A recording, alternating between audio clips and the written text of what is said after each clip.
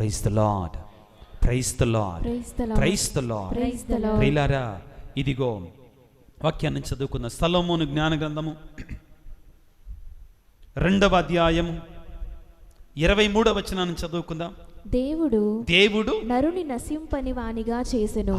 ఎలా చేశాడంటండి? నశింపని వానిగా, అమరునిగా, చిరంజీవిగా. సినిమా చిరంజీవి కాదండి. ఎలాగండి? చిరంజీవి అంటే చిరకాలము జీవించువానిగా చేశాడు. అతనిని తన రూపములో నిత్యునిగా చేశాడు.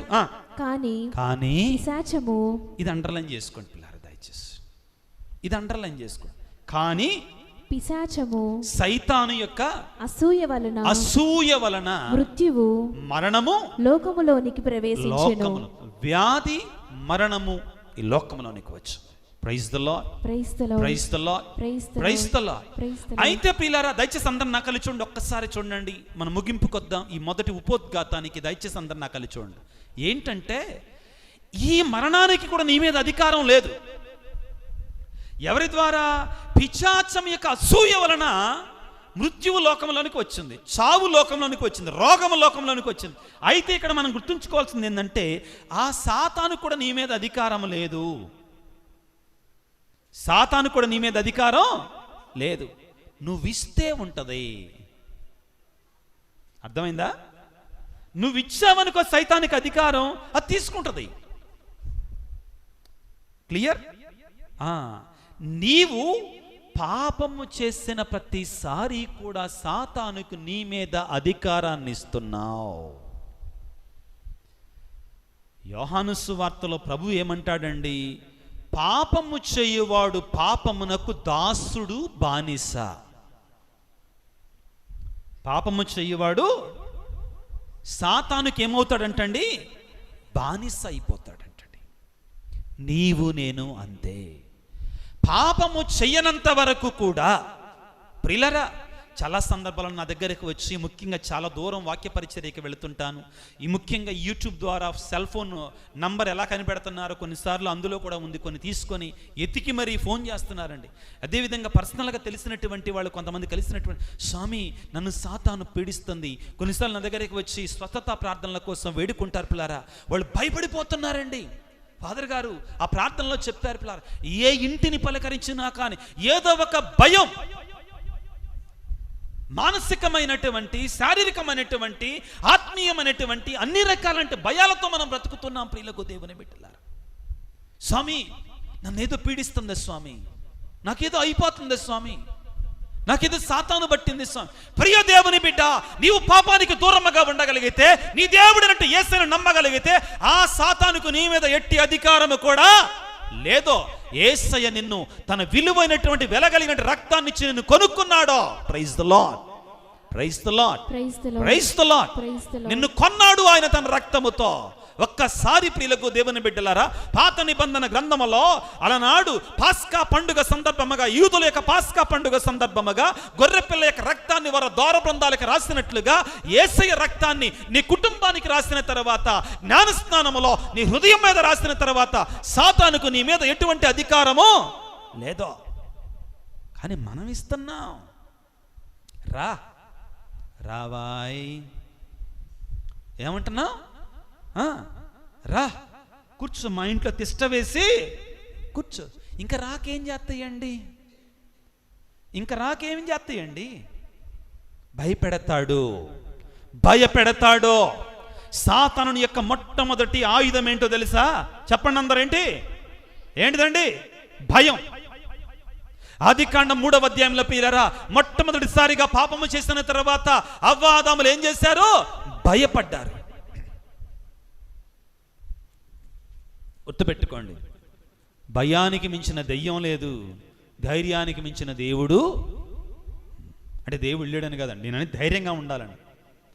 పలుమార్లు ప్రియులారా బైబిల్ గ్రంథములో దేవుడు ఏమంటాడు? భయపడవలదో. Praise the lord, praise the lord, praise the lord. ప్రియ దేవుని బిడ్డ, ఈ రాత్రికాల సమయంలో దేవుడు నీతో మాట్లాడుతున్నాడు. బిడ్డ, నువ్వు భయపడకో. నీవు నా బిడ్డవి, నా సొత్తువి. నేను నిన్ను రక్తముతో వెలపెట్టి కొన్నాను. నేను ఆయన విలువైన రక్తముతో మనల్ని కడిగాడు బిడ్డలారా. మన మీద సాతానికి ఈ అధికారము కూడా లేదో, అధికారం లేదో. పేతురు రాసిన మొదటి లేఖలో దేవుడు ఎలాగ కొనుక్కున్నాడంటండి మనల్ని.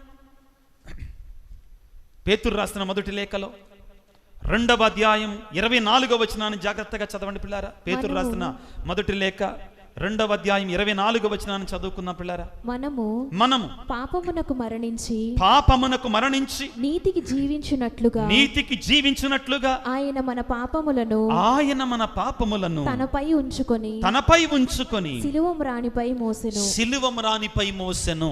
ఆయన పొందిన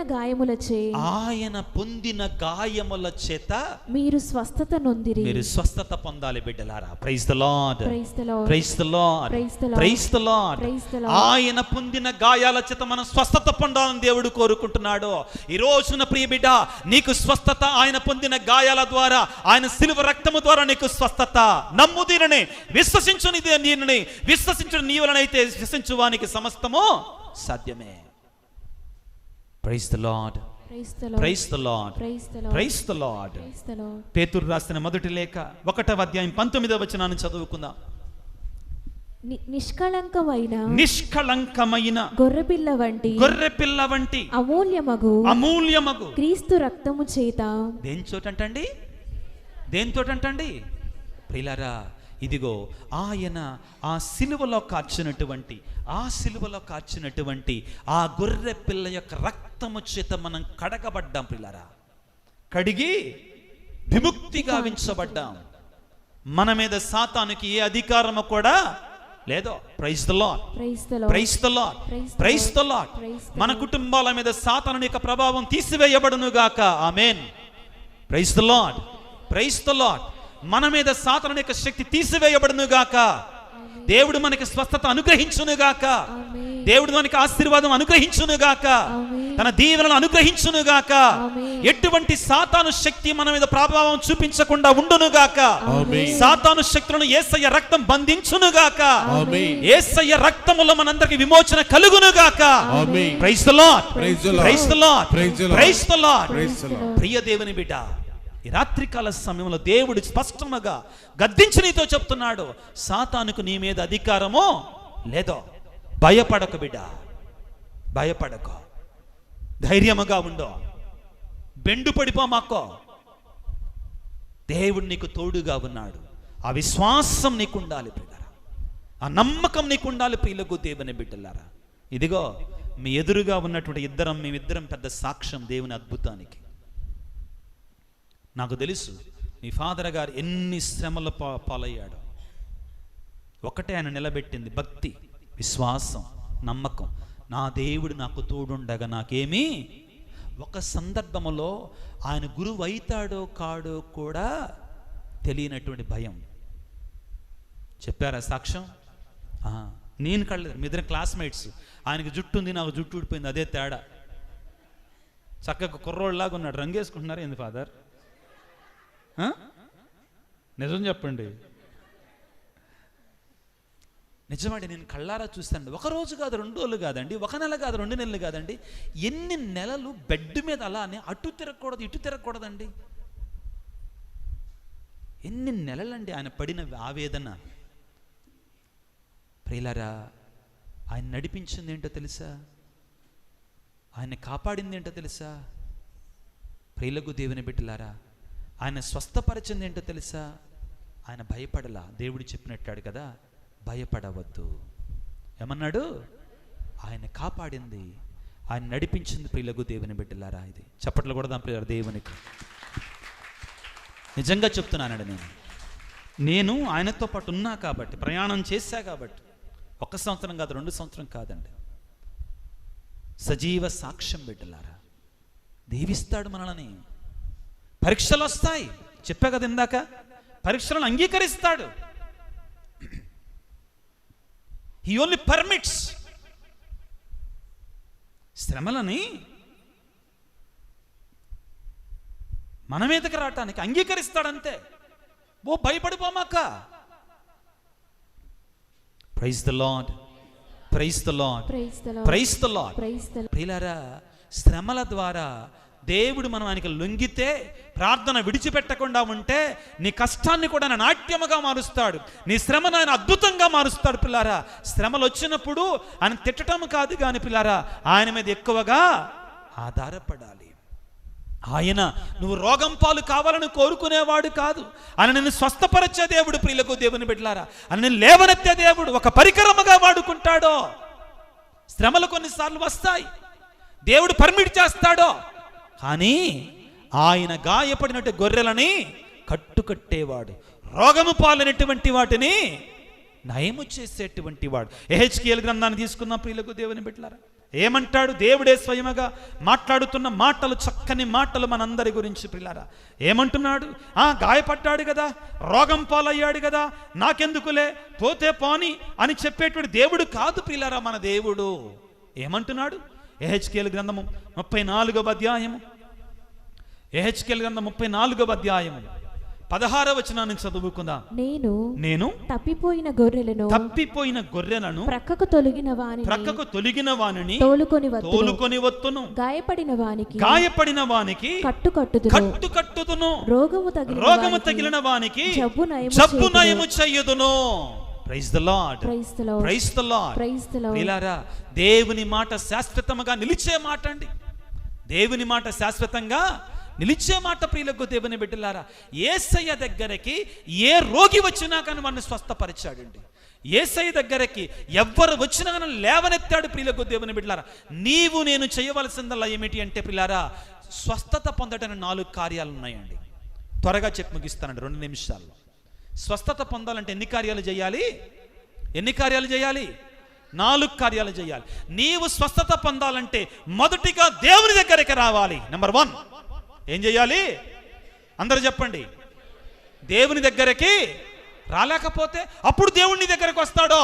praise the lord, praise the lord, praise the Lord. నువ్వు బాగానే ఉండి రాగలిగి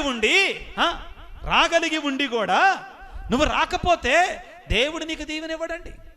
ఈనాడు మనం చదువుకున్న వాక్యములో 9వ అధ్యాయం 1వ వచనం నుంచి మత్తయి శుభవార్తలో పక్షవాత రోగిని ఏం చేశారండి? మోసుకొని ఎవరి దగ్గర తీసుకొచ్చారో? యేసయ్య దగ్గరికి తీసుకుని వచ్చారు. రక్తస్రావ రోగి ఏం చేసింది? యేసయ్య వెళుతున్నాడంటే యేసయ్య దగ్గరకు వెళ్ళింది. మనము కూడా అలాగనే నామాను ప్రియులారా, పాత నిబంధన గ్రంథంలో, రాజుల గ్రంథంలో మనం చూస్తాం ప్రియులారా. ఎవరి కాలంలో? ఎలీషా కాలంలో. ఎవరతను? సిరియా దేశస్థుడు, సిరియా సర్వ సైన్యాధిపతి. మొట్టమొదటిగా ఏం చేశాడు? ఇదిగో ఇశ్రాయేలు దేశములో నిజదేవుని యొక్క ప్రవక్త ఒకడు ఉన్నాడని పని పిల్ల, ఎవరు చెప్పారండి? బానిస పిల్ల చెప్పితే నడిచి వెళ్ళాడు అక్కడికి. గుర్రాలతోటి, రథాలతోటి దేవుని దగ్గరికి వెళ్ళాడు బిడ్డ. మనకి ఇంట్లో నుంచి ఇక్కడికి రావటానికి కూడా ఒళ్ళు వంగదండి, ఒళ్ళు వంగదు. మనం అంటాం ఏమని? సీమోను అత్త ఇంటికి యేసుప్రభు వెళ్ళి స్వస్థపరిచాడు, ఆమె లేవలేకుండా ఉంది, ఆమె కదలలేకపోయింది. నీకేమైంది? అర్థమవుతుంది అందరికీ? దేవుని స్వస్థత, అద్భుతాలు మనకి జరగాలంటే అన్నిటికంటే ముఖ్యంగా మనం చేయాల్సింది మొట్టమొదటిది ఏంటంటే, మనం ఎక్కడికి వెళ్ళాలి? దేవుని దగ్గరికి వెళ్ళాలి. నెంబర్ 2 చాలా ముఖ్యమైనటువంటిది పిల్లారా, పాపాన్ని విడిచిపెట్టాలి. Praise the lord, praise the Lord. రెండవది ఏంటండి? స్వస్థత రావాలంటే ఏం విడిచిపెట్టాలి? పాపాన్ని విడిచిపెట్టాలి. ప్రియులారా, బైబిల్ గ్రంథంలో చాలా చోట్ల మనం చూస్తామండి, పాపము విడిచిపెట్టకుండా, పాపాన్ని తీసివేసుకోకుండా, పశ్చాత్తాపపడకుండా స్వస్థత లేదు. మత్తయి శుభవార్త 9వ అధ్యాయము ఏమంటున్నాడండి ప్రభువు? 2వ వచనములో ఆ రోగితో, అప్పుడు కుమారా ధైర్యము వహింపము, నీ పాపములు పరిహరించబడినవి. పాపము క్షమించబడకుండా రోగము నయము కాదు బిడ్డలారా. నువ్వింకా ఆ పాపములను జీవించుకుంటా, ఆ మోసాలే చేసుకుంటా, ఆ తప్పుడు పనులే చేసుకుంటా దేవుడు నన్ను స్వస్థపరచాలి అంటే కుదరదు. దేవుని సన్నిధికి రావాలి మొదటిగా. రెండవది నీ పాపాన్ని ఒప్పుకోవాలి. కీర్తన 103వ కీర్తన 2వ వచనాన్ని చదువుకుందాం త్వరగా ప్రియులారా. 103వ కీర్తన 2వ వచనాన్ని చదువుకుందాం త్వరగా. నా ఆత్మమా ప్రభువును స్తుతించుము. అతని ఉపకారములను వేనిని మరువకము. ఆయన నీ పాపములనెల్లా ఏంటంటండి? పాపములనెల్లా మన్నించును. నీ వ్యాధులనెల్లా. చూడండి పిల్లల, పాపాలు మన్నించిన తర్వాతే వ్యాధి నయం చేస్తాడు. అర్థమైందా? పాపం మన్నించిన తర్వాతే వ్యాధిని నయం చేస్తాడు. నువ్వు ఒప్పుకోకపోతే మన్నించడండి. God will not force into anybody. God gives us freedom.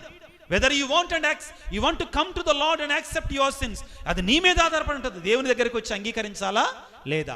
రెండవది ఏంటి? అందరూ చెప్పండి అండి. మొదటిది ఏంటి? దేవుని సన్నిధికి రావాలి. రెండవది ఏంటిది? పాపాన్ని మూడవది అతి ముఖ్యమైనటువంటిది, దేవుడు నన్ను స్వస్థపరుస్తాడు అని బలంగా దృఢంగా నమ్మాలి, విశ్వసించాలి.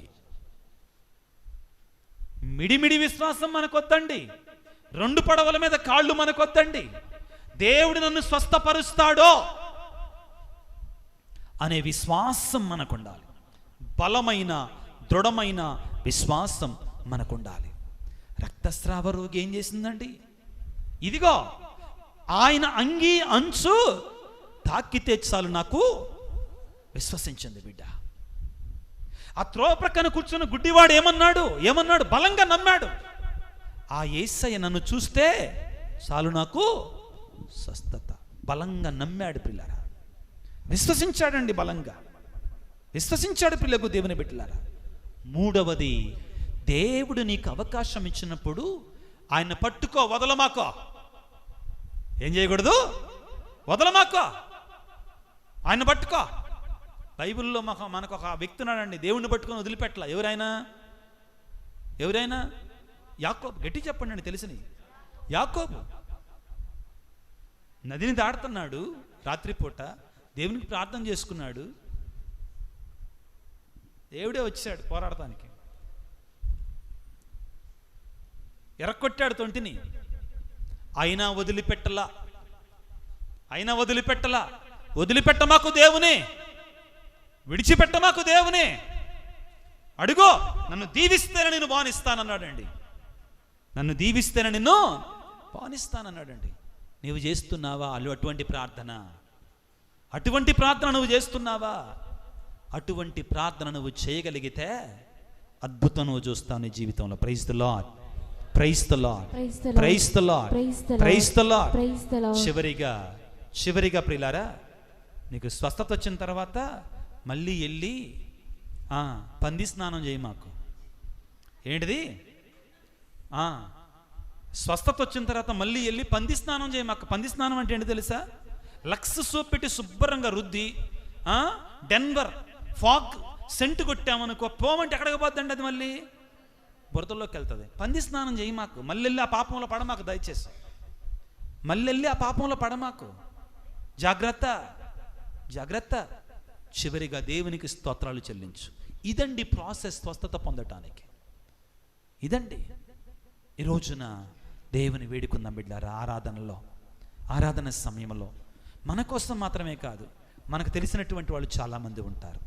దేవుడండి మనం రోగం పాలు కావాలని కోరుకోడు.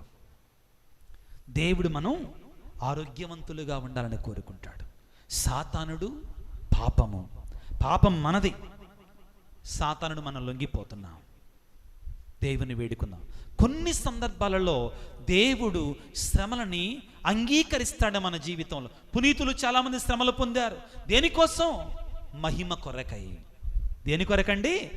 మహిమ కొరకై. దేవుని మహిమను యేసయ్య శ్రమలు పొందాడు కదా, దేని కొరకై? తాను మహిమ కొరకై. పిల్లరా, అంగీకరించగలగాలి. ఒక నిమిషం పాటు ప్రార్థన చేసుకుందాము. తలలో వంచి ప్రార్థన చేసుకుందాం. సర్వశక్తిమంతుడా, సర్వోన్నతుడా, ఓ అనంత ప్రేమ కలిగినటువంటి తండ్రి, నీకు స్తోత్రాలు, నీకు వందనాలయ్యా. ఈరోజు మాకు చాలా స్పష్టంగా తెలియజేశావు నాయనా. నువ్వు ప్రేమించే దేవుడవే కానీ మేము రోగము పాలు కావాలని, వ్యాధుల పాలు కావాలని కోరే దేవుడవు కాదు నాయన. కానీ మరి ఎందుకని అంటే మానవుడు పాపానికి బానిసైపోయి, సాతానుకు బానిసైపోయి, ఇదిగో ఈ రోగం ఈ లోకములోనికి వచ్చింది.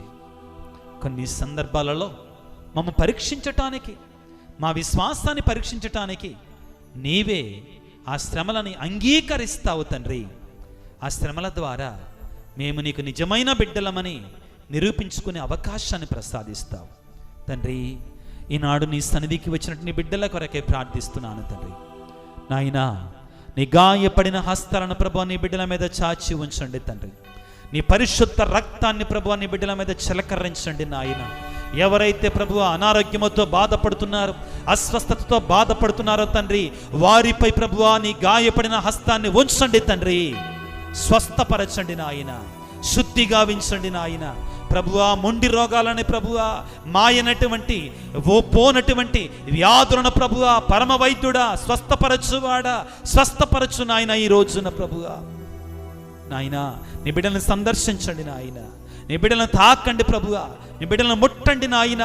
నీ బిడ్డలను ప్రభువా ఈ క్షణముల ప్రభువా విశ్వాసముతో ప్రార్థన చేస్తున్నటువంటి నీ బిడ్డలందరినీ కూడా స్వస్థపరచమని వేడుకొనిచున్నాము తండ్రి. ఎంతో మంది బిడ్డలు ప్రభువా శారీరకమైన వ్యాధులతో ప్రభువా, నయము కాలినట్టు భయంకరమైన వ్యాధులతో ఉన్నారు తండ్రి. నీవు సర్వశక్తిమంతుడవు నాయన, నీ వలన సమస్తము సాధ్యమే తండ్రి. నా తండ్రి, ఈ రాత్రికాల సమయంలో ఈ ప్రార్థనలో పాల్గొంటుండగా వారికి స్వస్థతను అనుగ్రహించండి తండ్రి. నాయన ఎంతో మంది బిడ్డలు నాయన మానసికమైన వ్యాధులతో ఉన్నారు నాయన. శాంతి లేదు, సమాధానం లేదు ప్రభువా. ప్రతి కుటుంబంలో కూడా నా తండ్రి ఎర్రికో గోడలలాగా కూరుకొని పోయింది ప్రభువా ఈ అశాంతి ఆల్రెడీ ప్రభువా. భయంకరమైన వేదనలు ప్రభువా. భార్యాభర్తల మధ్యలో సఖ్యత లేకుండా, పిల్లల తల్లిదండ్రుల మధ్యలో సఖ్యత లేకుండా, పిల్లల తల్లిదండ్రుల యొక్క మాట వినకుండా సాతానుడు ప్రభు గలిబిలి చేస్తున్నాడు తండ్రి. నాయన నీవు సందర్శించండి అటువంటి కుటుంబాలను ప్రభువా. నీ శాంతినివ్వండి, నీ సమాధానాన్ని ఇవ్వండి ప్రభువా. నాయన ఇదిగో యోహాను సువార్త 6వ అధ్యాయంలో పేతురు గారు పలుకుతున్నాడు ప్రభువా, ఎవరి వద్దకు పోగలము నాయన మేము? యేసయ్యా, ఎవరి వద్దకు పోగలము నాయన? నీవు నీ వద్ద కలవు నిత్య జీవపు మాటలు ప్రభువా మేము విశ్వసించామయ్యా. ఎంతో మంది బిడ్డలు ప్రభువా ఆత్మీయమైన వ్యాధులతో బ్రతుకుతున్నారు నాయన. ఆత్మీయమైన రోగాలు, పాపమనే రోగముతో బ్రతుకుతున్నారు నాయన. వారికి విడుదల ప్రసాదించండి, విమోచన ప్రసాదించండి ప్రభువా. నీ సన్నిధిలో ఉండగా ఈ ఉపవాస కాలంలో ప్రభువా, ఈ తపస్సు కాలంలో తండ్రి నీ సన్నిధిలోనికి వచ్చి ప్రార్థన చేస్తూ ఉండగా నాయన నీ శక్తిని, నీ పరిశుద్ధాత్మ శక్తిని ప్రభువా నీ బిడ్డల మీద ప్రభు అభిషేకం చేయండి నాయన. అభిషేకించండి నాయన, స్వస్థపరచండి నాయన, దీవించండి, ఆశీర్వదించండి ప్రభువా. ప్రార్థన చేసుకున్న బిడ్డలారా ఒక్క నిమిషం పాటు మౌనంగా నీ కొరకే నీవు ప్రార్థన చేసుకో. నీ కుటుంబము కొరకే ప్రార్థన చేయి. నీ ఇరుగు పొరుగు వారు ఎవరైనా కానీ అనారోగ్యముతో ఉంటే వారి కొరకే ప్రార్థన చేయి. దేవుడు నిన్ను దీవిస్తున్నాడు, దేవుడు నిన్ను ఆశీర్వదిస్తున్నాడు. తన గాయపడిన హస్తముతో నిన్ను తాకుతున్నాడు బిడ్డ. చూడు, అనుభవించు, ఆ దేవుని యొక్క స్పర్శని స్వీకరించు, పొందుకో, స్వస్థత పొందుకో బిడ్డ. నిన్ను దీవిస్తున్నాడు, ఆశీర్వదిస్తున్నాడు.